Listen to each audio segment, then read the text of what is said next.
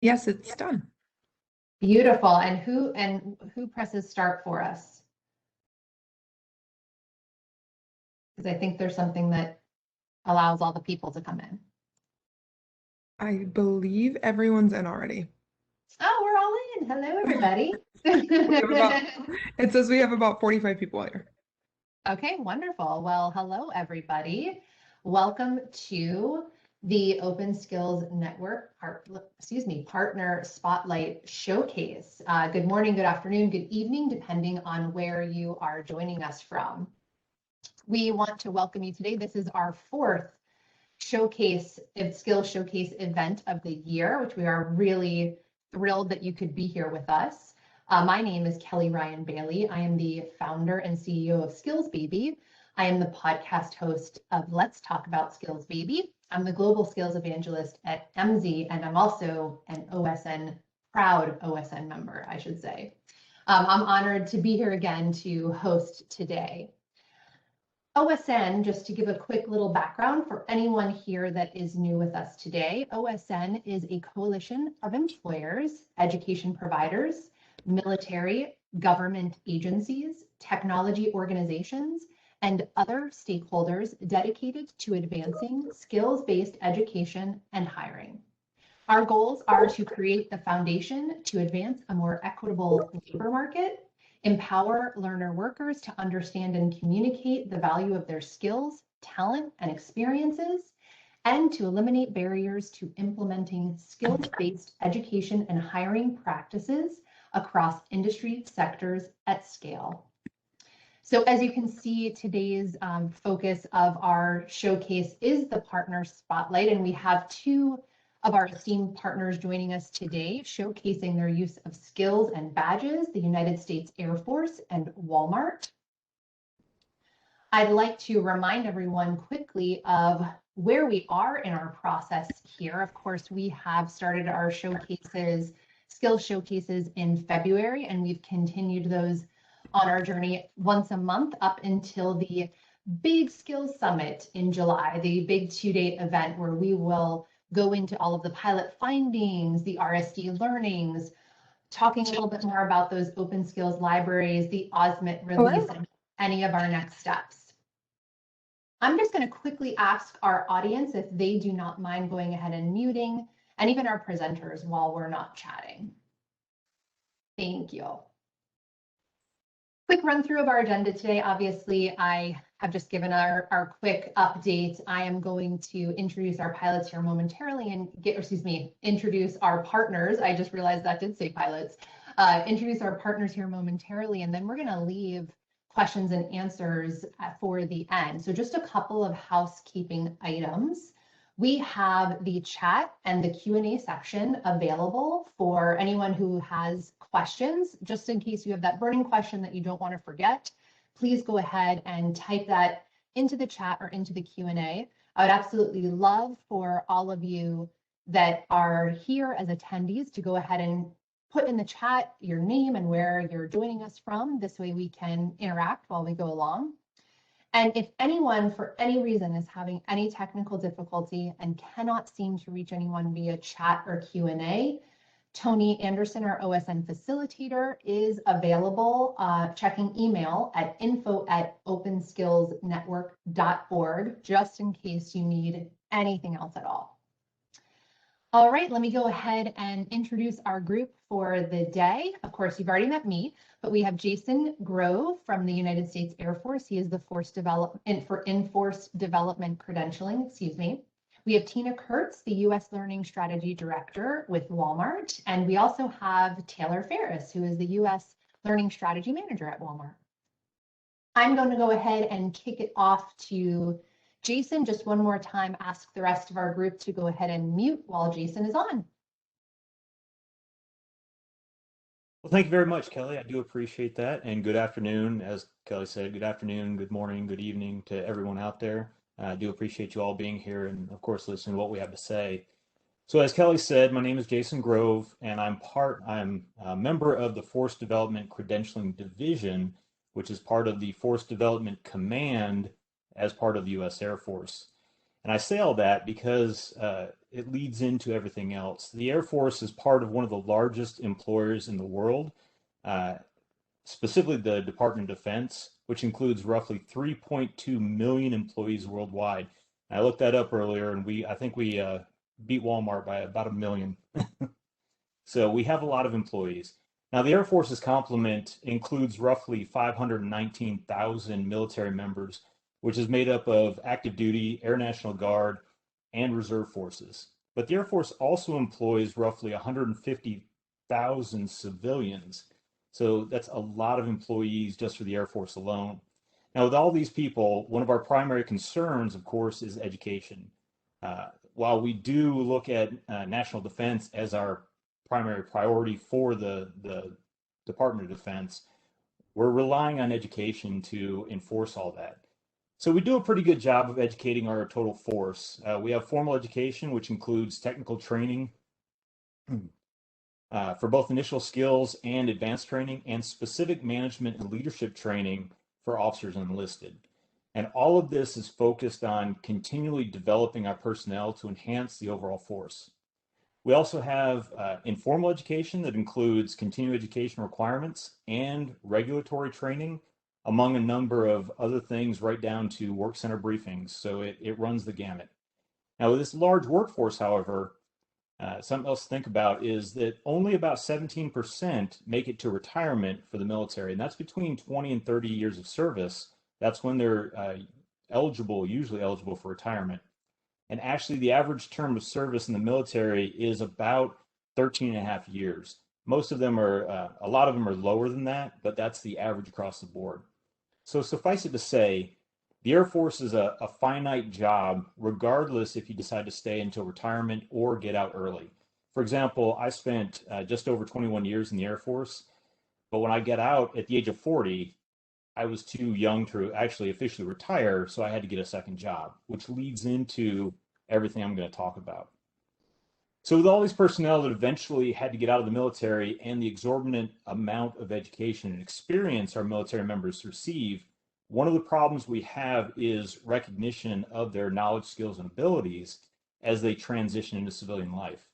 We needed a way for military members to get the recognition of their experiences in the military that coincides with civilian employees that have been in the workforce at the same time the military members were in service. So we currently document our training rather well, since we have dedicated systems just for that purpose, but that doesn't necessarily translate outside of the Air Force. They can't necessarily take that with them and be recognized for that. So back in 2018, we, the Air Force, stood up Force Development Command, and it lives alongside what's called Air Education and Training Command. So that's important because Air Education and Training Command is responsible for the foundational education of our airmen, while the Force Development Command, even though it's brand new, is responsible for developing our total force to include not only the military, but the civilians. So it fell on us as part of the Force Development Command to figure out a way to for our airmen to transition from military to civilian life and get recognition for all the experiences they've had while they were in the service. So our initial idea to not only help force development, but also allow recognition of the knowledge, skills, and abilities, or the KSAs, that our airmen have achieved was some type of digital credential, and we settled on digital badging. For the last year, we really just started in the last year, we initiated digital badge development for 4 of our more than 300 career specialties, which is a lot. It's just over 300. And what we've discovered is that digital badges give us 3 things. One, it allows us to identify KSAs for talent management, specifically how to make management decisions and put the right person in the right job at the right time. 2, it allows us to identify KSA deficiencies and develop our people to fill those gaps. So this is our talent development. And 3, it allows our airmen to have their KSAs recognized outside the Air Force as they move into either industry or academia, and this is our transition management. So badges can really help us with talent management, talent development, and transition management, which are all things that we're striving for from a force development standpoint. So we've been working to develop digital badges for the Air Force specialties, as I said, for about a year now. So we have a small group of badges that we've started out with just to test their effectiveness.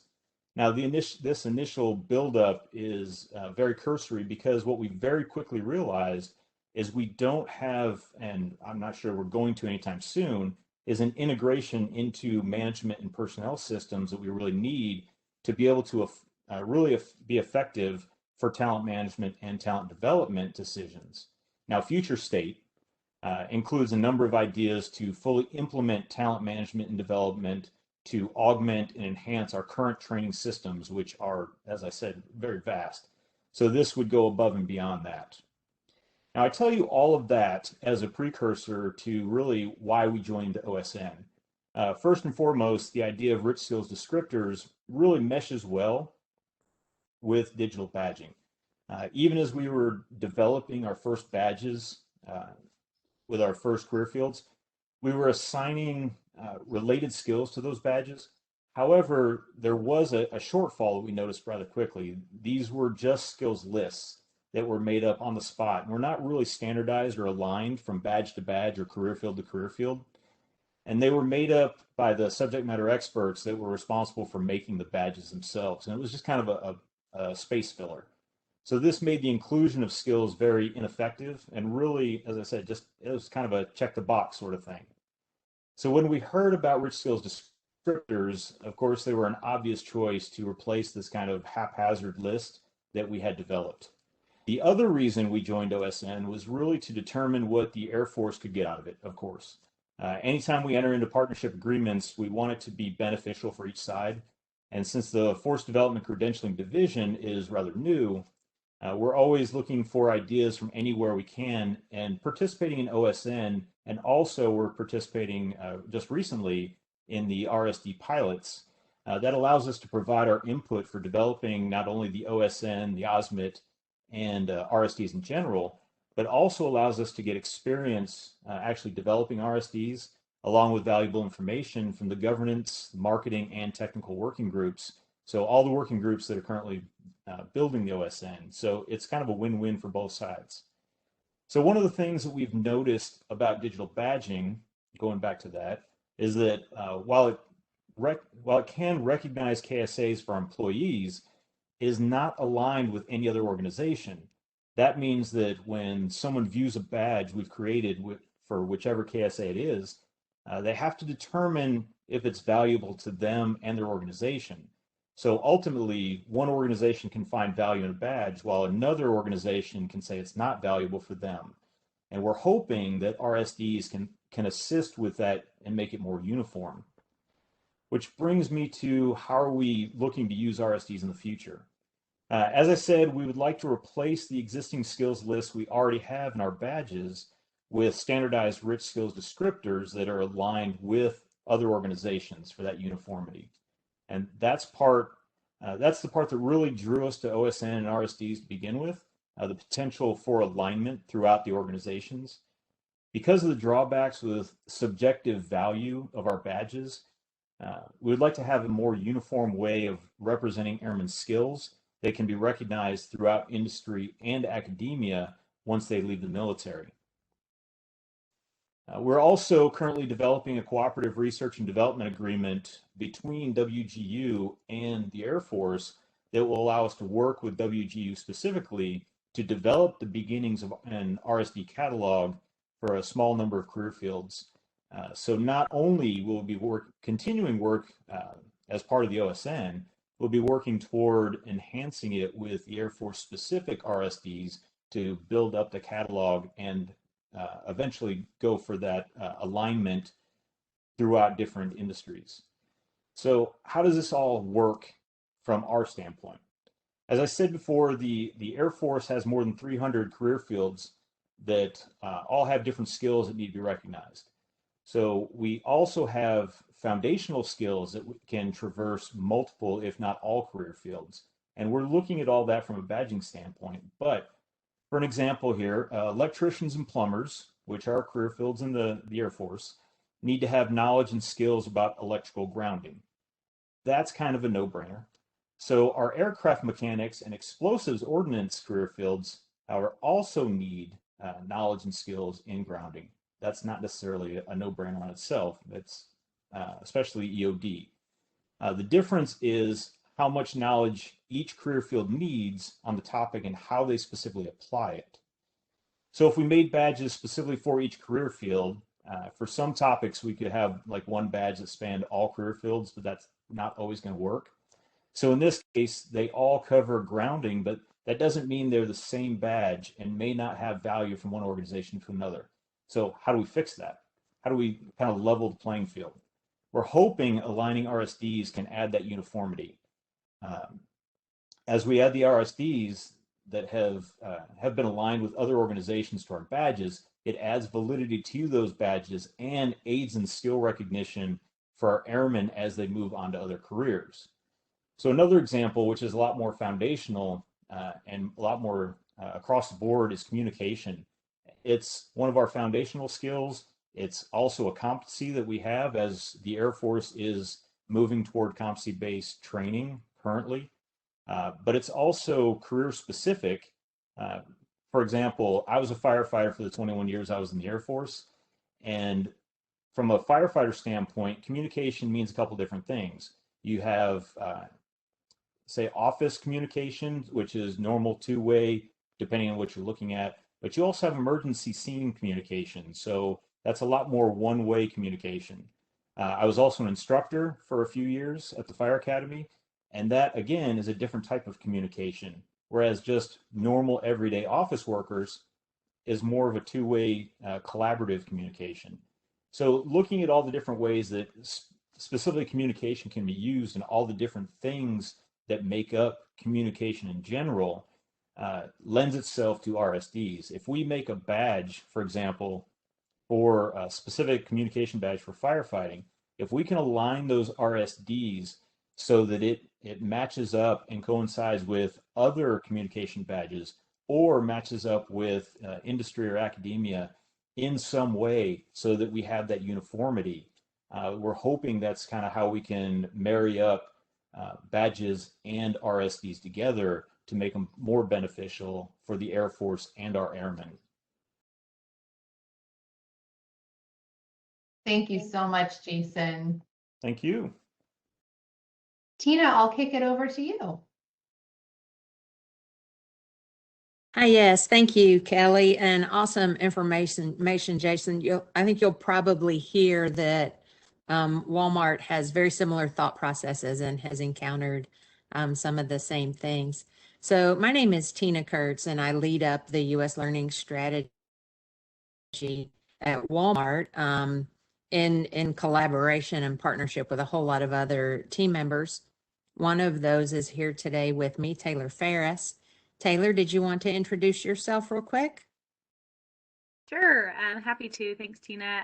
I work under Tina on Walmart U.S. Learning Strategy as well, have been around our badging and credentialing program for about 1.5 years now, and just really excited to be part of the foundation that we're laying here at Walmart. So thanks. Thank you, Taylor. It's important that I have Taylor right by my side at all times on this topic because she has been living this dream for about 1.5 years now, and I am much newer to it. And I remember saying early on that, boy, this is complicated and complex, and takes a while to wrap your brain around it. So I'm very fortunate to have Taylor and all of her experience.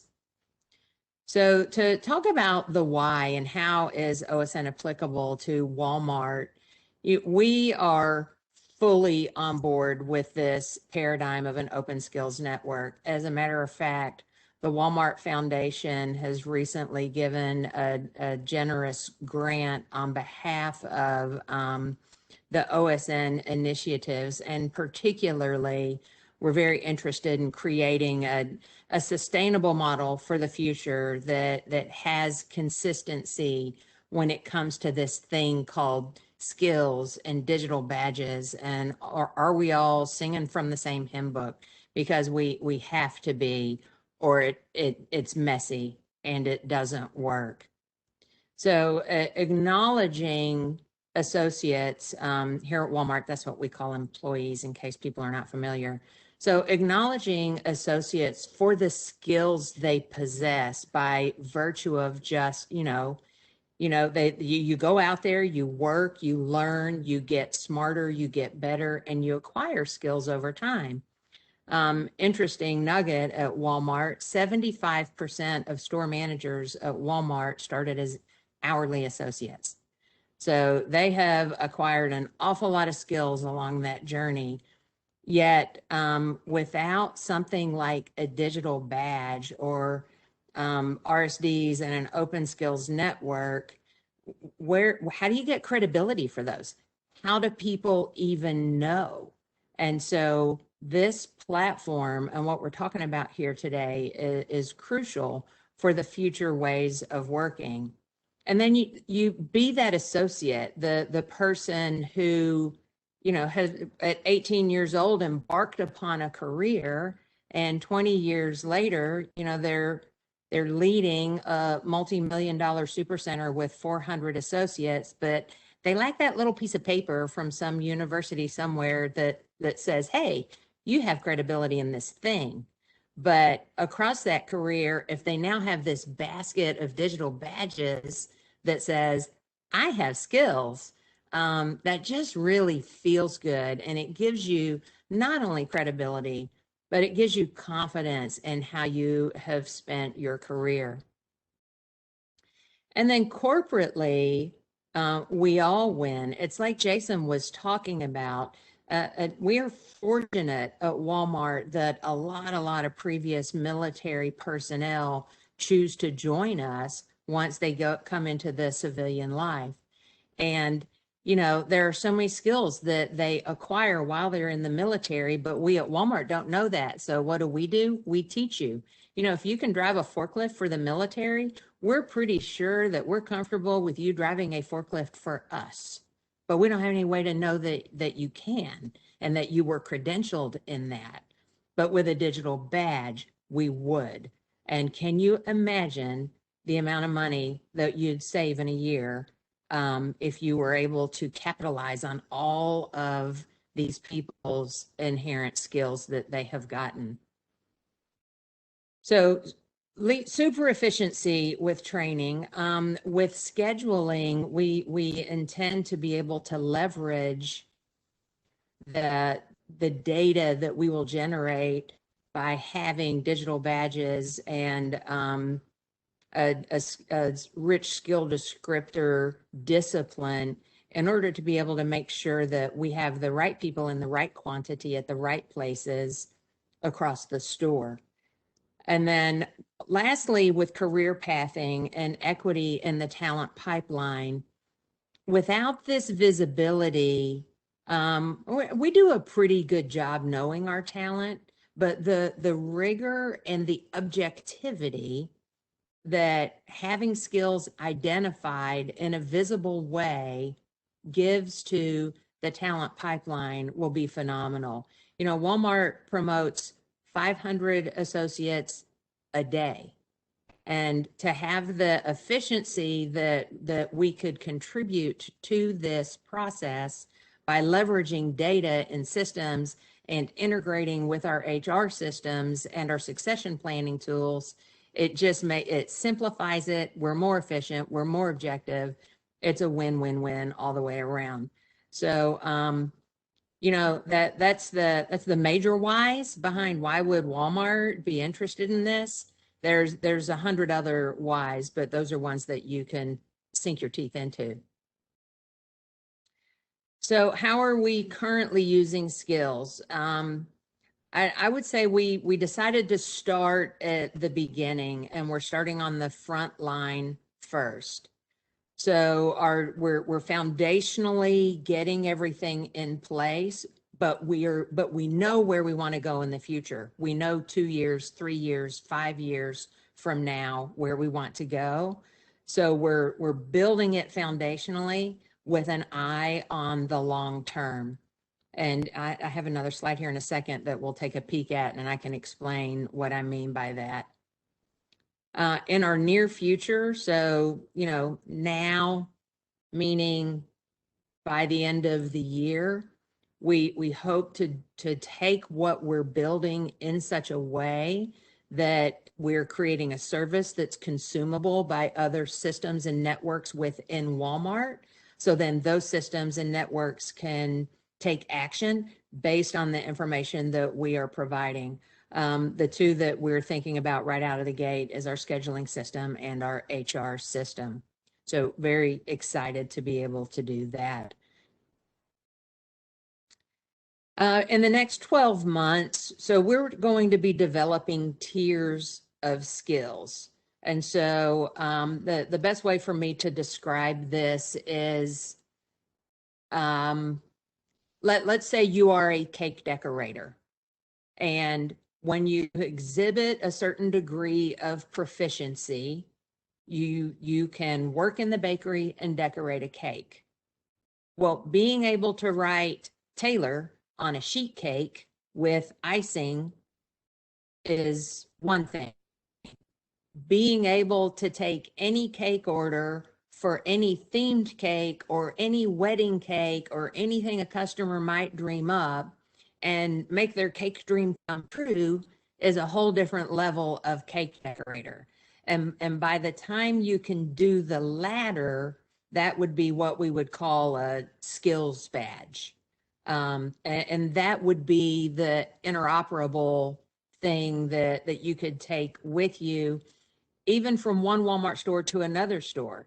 You know, I might work in Arizona today, but we are relocating to New Jersey, and I'm going to go to work in the bakery in the New Jersey Supercenter. Right now, I would just have to say, trust me, I'm really good at doing cakes. Call my old manager, they'll tell you. Or when I'm credentialed and I have a digital skills badge that says I'm a cake decorator, I can take it to New Jersey and they don't worry. Or maybe I could take it to, you know, Marriott in Manhattan and work in their kitchen baking cakes. So it's the tiers of digital badges will be coming in the future. And the advice that I think I would have for anyone in your organization is that you need to attain buy-in and adoption at the grassroots level. So like I shared, this is complex, complicated stuff that getting people's attention to really want to listen to all the minutia of the detail and all these new acronyms that we've, you know, come up with, and rich skill descriptors. What is that again, really? And why does it matter so much? And machine readability, like to get people to buy into this stuff, you've got to start at the grassroots level. And so for us in our organization and in retail, we're starting at the store level. And we have 4,700 stores. We have about 1.2 million associates in those 4,700 stores. And if we were trying to influence them to care about this by talking about rich skill descriptors and interoperability and OSNs, we'd lose them. And so we've taken a little bit of a different approach. And so, or I don't know that it's a different approach. It's Walmart's approach, and we decided this is what would work for us. So I'll share with you, I'll give a little peek into what we have embarked upon. Thank you, Kelly. So we're starting with our field and field associates. So we have, that would be stores and supply chain. What we're leaving out of this is the home office for now. In our stores, there are just foundational things you need to understand to be in retail and to be in retail in a Walmart store. And it doesn't matter what role you have. You might be the store manager. You might be the newest cashier who's still a high school student. But foundationally, there's things you need to know to work in a store. Oh, Walmart, we have something called the 10-foot rule. It means if you come within 10 feet of someone, associate or customer, smile, be nice to them, and see if you can help. Shelf tags. How do you read a shelf tag? Have y'all ever really paid attention to a shelf tag? There's a whole lot of numbers on there, not just the price. It all means something. In Walmart, we have a discipline called aisle location. That's basically the address for every item in the store. So, you know, the aisle, the section, the shelf, it all has an address. Pardon me. These are the kinds of things that are included in our foundational badge. And we are awarding digital badges today for learnings that help you get started on your career in Walmart. Once you have your foundational badge, then you can go on and earn your role badge. And these are skills and learnings that will help you be successful in your role. And we have a lot of roles. Taylor, I would say between what you have done with neighborhood markets and super centers, we're north of 100 roles at this point. Is that right? Yes, ma'am. It's a lot of work, and there's a lot of rigor that goes into it and skills that go into it. So once you have your foundational badge and your role badge, we feel pretty good that you know what it is to do and how to be successful in that particular role. We also have created something called specialty badges. And these are things that are certainly you could expect to be interoperable in nature. And certainly they are things that scheduling systems can use to make sure we're right scheduled. And they could be things as simple as, you know, being able to work at the jewelry counter and do the, you know, the less complicated service things at a jewelry counter, like change a watch battery. Or they could be more complicated, like paint matching and mixing paint at the hardware counter. And for a hardware associate, to use the paint mixing example, they would earn their hardware badge and the paint mixing specialty badge. For other associates in the store who will be leveraged to cover for hardware when that associate is unavailable, really they need the paint mixing specialty badge. They don't really need the whole hardware badge. They can just fill that void for the lunch hour or for the day. So we have a large number of specialty badges that we are looking to get developed. And as I've already mentioned, you'll ultimately get those skill badges. So these are the ones that not just Walmart would be interested in and be able to capitalize on, but they could be leveraged in a greater way across enterprises. And skills badges will have more rigor to them as far as validations are concerned and leveraging rich skill descriptors and exhibiting proficiency and competency in the thing in which you possess. So very quick but high level overview of how we're doing this and what we are doing at Walmart. We are in a pilot stage. We have associates right now today earning digital badges across a handful of our stores, our neighborhood market format. We're going to be adding some super centers in the next few weeks. And it's a wild ride. We're learning a lot. We're working hard, but it sure is fun. It's life-changing work, and you can't help but feel good about doing something when it changes people's lives. So that's it for me, Kelly. I think we're ready for questions. Thanks so much, Tina. You guys, both of you, thank you so much for sharing today. And it's been fascinating to hear how, in some cases, similar, right? The journeys are at two completely different organizations. And I think the entire audience here would agree that this is so helpful to hear and understand, especially if they're trying to embark upon the same thing within their own organizations. So I do want to move on to Q&A, and I'm going to start by pulling up some questions here. And you still have time. If you do have a question, please feel free to type that into either chat or Q&A. I will keep on that. Mary, we really appreciate this last comment you put in here. If you all hadn't seen this, Mary says that it seems that this can really impact a sense of self-worth for Walmart associates. And I feel like that's definitely what I heard there, Tina, as well.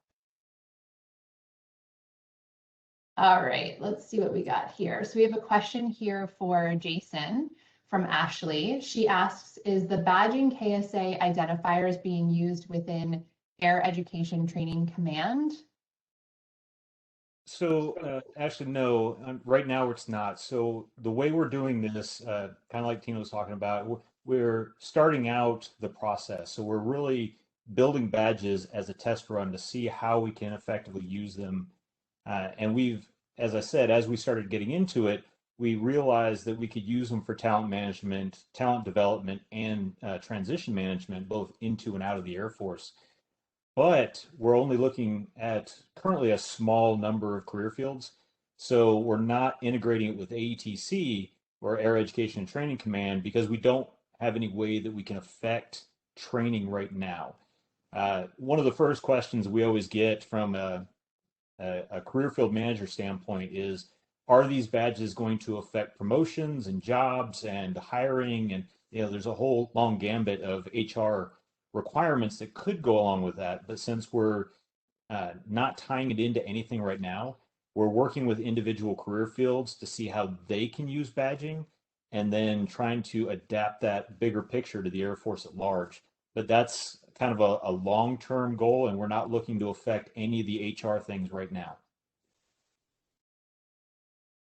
Thank you, Jason. Sure.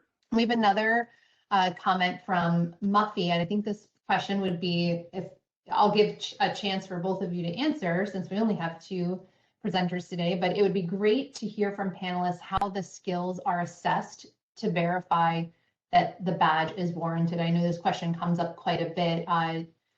Can I send that one off to you first, Tina? Yes, absolutely. And I will ask Taylor to weigh in on this one as well. Validations is the word that we use for this. And in keeping with the learnings for the associate, we do have knowledge checks in place as they go along acquiring their knowledge and skills. But we also have a dependency for a leader to validate, and there's a checklist. So Taylor, do you want to talk a little more specifically about that?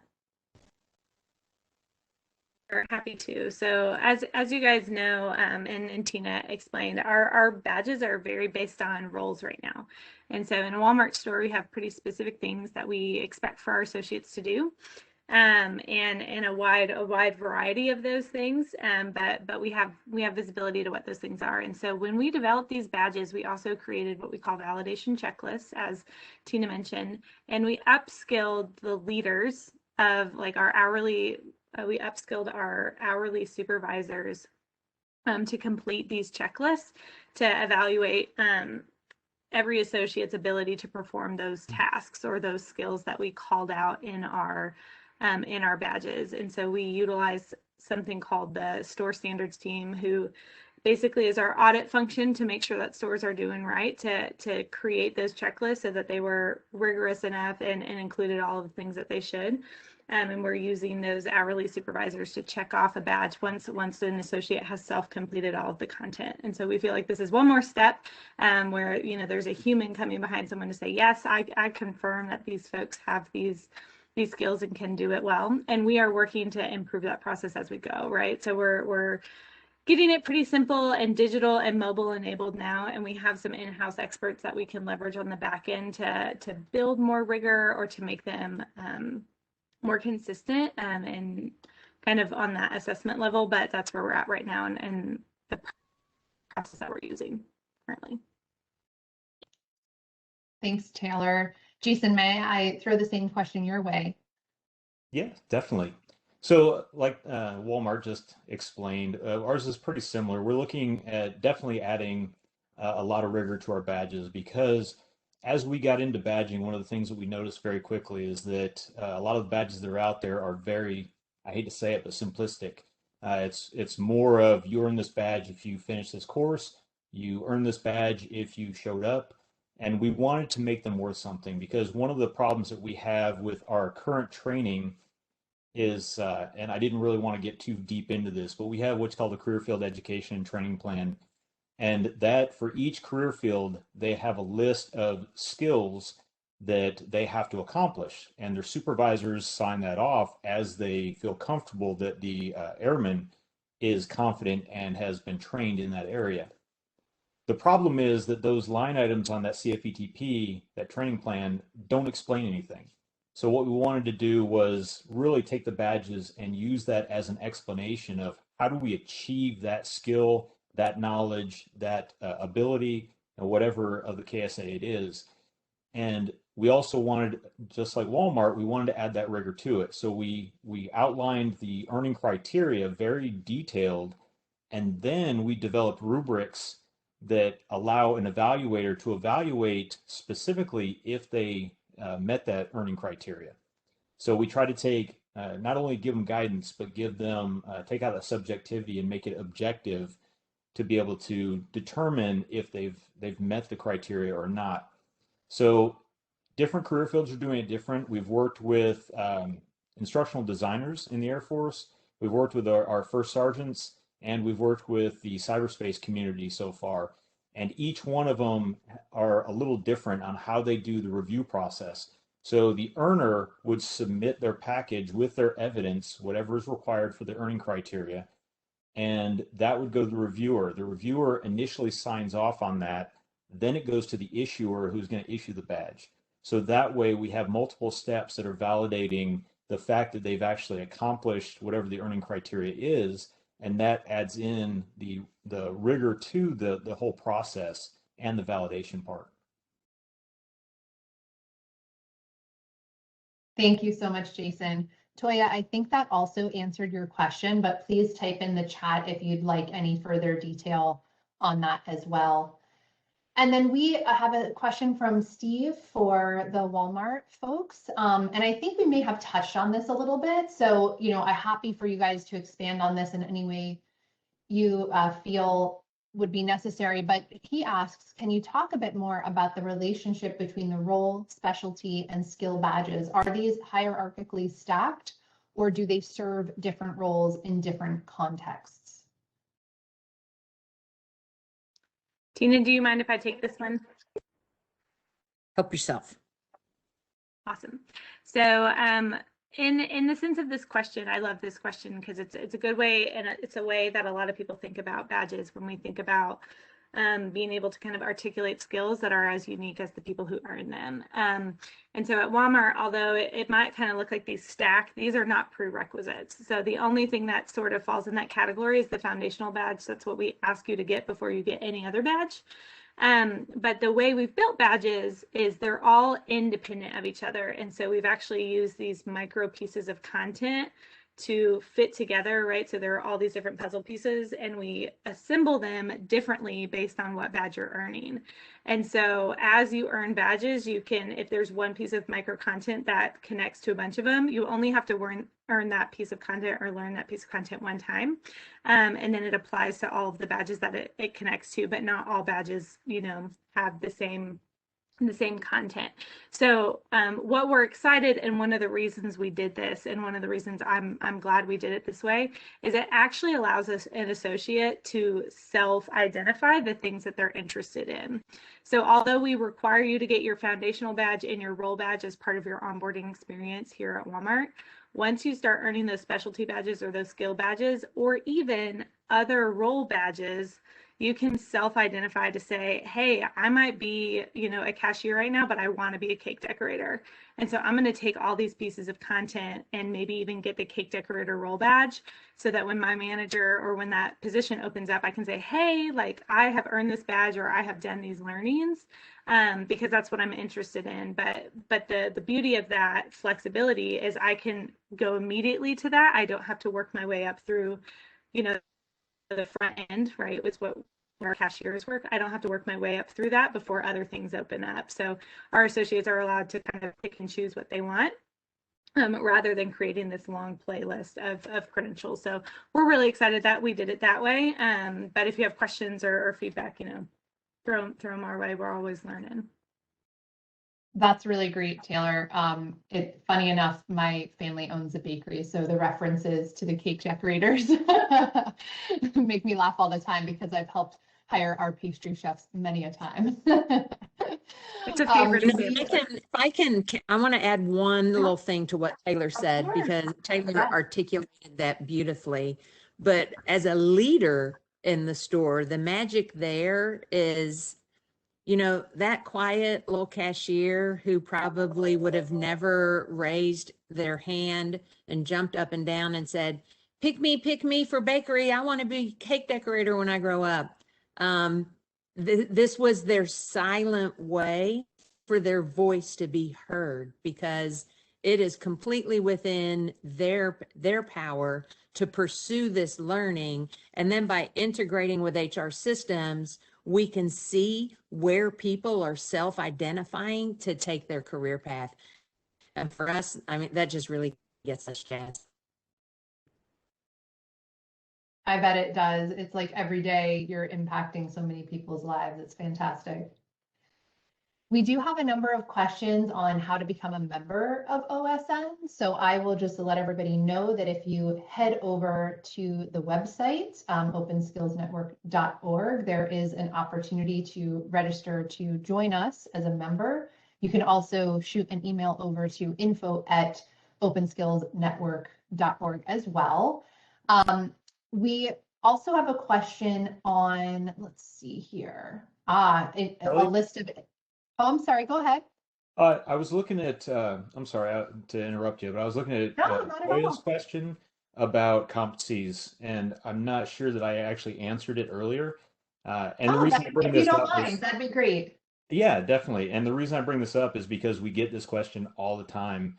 As we started working badges and we worked with our first group, which was the instructional designers, we were also working with the division that is right next to our office that is developing competencies, because as I kind of mentioned earlier, the Air Force is transitioning from basically tasks and skills to competency-based training. And so since it's in its infancy right now and we're trying to transition all of the Air Force over, we're not really focusing from a badging standpoint on competencies themselves. But what I would tell everybody is the same thing I would tell that group when we were working with them. We were using competencies as a foundation for the badges. And the reason I say that is because if we have, as I mentioned earlier, we have depending on the career field, a competency of, say, communication. Communication is such a broad topic that there are so many aspects of communication that one single badge is not going to do it. So just like skills, they're kind of hand in hand. Skills, you can't just have a skill of communication because it's made up of so many different things. So we use that idea as a foundation, and then we figure out what the specialty wants to use it for. If we're talking about, say, a skill of presenting, then that would be a part of communication. So it'd be part of that competency. But the way competencies are setting up the individual competency for the career fields, they're actually looking at leveled competencies, and they're still trying to figure out, like each career field is trying to figure out how they're going to incorporate that into their training plan. At the same time that we're trying to incorporate badging into the Air Force. So it's kind of a race, but we are taking it into consideration, but we're not badging it directly. So I hope that answers the question. Thank you so much, Jason. I did let Toya know that since we have a few more minutes, if she has other questions, to go ahead and fill those in. So I'll let you know if another one comes up here. I think we've hit all of the questions for our partners today, but the last question that I have in here from Steve is related to membership and also working groups. And Steve, there are no restrictions per se on working group folks that are interested in joining working groups. I just want to mention that is a roll up your sleeves and get in there and do the work kind of working group. So membership and working group being slightly differently. But if you go ahead and join on the website and shoot an email over, we can go ahead and get you set up with a chat on determining, which working group, and if we feel like there's if you feel like there's a good fit on what you might be able to join in with a little bit more effort. But I think now we've hit all the questions here. Let me just check on the chat. Okay, perfect. Well, while we have the three of you, Tina, Jason, Taylor, is there anything else before I wrap up that you thought of during this conversation that you'd like to leave us with? Yeah, I will say that listening to the Walmart side of it is rather interesting, because what we've kind of looked at from badging for the entirety of the Air Force is very similar to some of the concepts that they've talked about. And earlier they were saying that they were working with Badger to create badges. We've been working with Credly to create our badges. Not that we endorse either one of them. It just happened to be that we were working with Credly as part of a cooperative research and development agreement. And looking at the badge development, and this is kind of getting away from RSDs a little bit, but like I said before, they're kind of hand in hand how they work together. But we are also looking at role-based badges and skill-based badges that work up to those roles in the career fields. But it is really based on what the career fields are looking for. When we were working with the first sergeants, we laid out career pathways because we were looking at developing first sergeants into better first sergeants, but also better senior NCOs. So we had to look at multiple pathways on how to develop them. From the cyberspace support career field, we were looking at programmers and hardware like networkers. And when we were looking at both of those, they had two different tracks, and we were looking at tiered badges. So we had foundational badges that moved up to interim or kind of skilled badges, and then they moved up into the expert or positional role badges. So it's just interesting to see the similarities between what you guys came up with for all of Walmart and the way we're developing them. That's very similar. Yeah, I'll piggyback on that and say I totally agree. And that's where the magic of badging and credentialing really comes into play. When I think about kind of where my passions lie in life, it just even outside of like work in Walmart, the pathway from education to employment is something that I think OSN exists to help with, and a lot of other organizations exist to help with. And there are so many ways that are opening up, including this path with badging and credentialing to help anybody get from where they currently are to where they want to be, and opening up shorter pathways. And so I'm just so excited and so encouraged to come and talk to a group of people, right? About 100 people who are talking about this, and just build a small bridge. One bridge that I hope is a small bridge in a system, in a collection of bridges to help people get to where they want to go in life. And I'm so encouraged just to see that we're taking this innovative and creative approach instead of that typical, just a college degree, if we can use that phrase. So excited about that. So excited to be part of this, and so excited to know all of you guys on my panel. So thanks for having us, and thanks for what you're doing. Such a pleasure. We really appreciate this, and definitely appreciate everyone that's joined us in our audience as well. And if this has been valuable to you, as you might imagine, the upcoming Big Skills Summit will be quite amazing, because I think we're going to learn a lot from these pilot findings, a number more groups that will be utilizing and implementing RSDs and doing a bunch of testing. So definitely stay tuned. If you are not a member, please go ahead over to the website that I mentioned earlier, which I'll pull here up on the screen. You can join us. You will get all the updates on events. You will also, like I mentioned with Steve's question earlier, if you are interested in joining in on a working group and rolling up your sleeves, we are happy to have additional people. So there are some options there. And I also just want to thank again our panelists for sharing with us today. It has been extremely valuable. even, to me, who's been doing this for a long time, just to hear what's happening internally, it's just quite fascinating. So we thank you for taking the time out today and sharing with us. And I'd like to also thank OSN for putting together these wonderful events every month and all of their hard work. They definitely have rolled up their sleeves quite a bit in here with the Rsds. So we really do appreciate you. And I want to give a special thanks to Walmart Foundation and Concentric Sky for their continued partnership and support of OSN. I hope you all have a wonderful day and hope we will see you in July. Bye.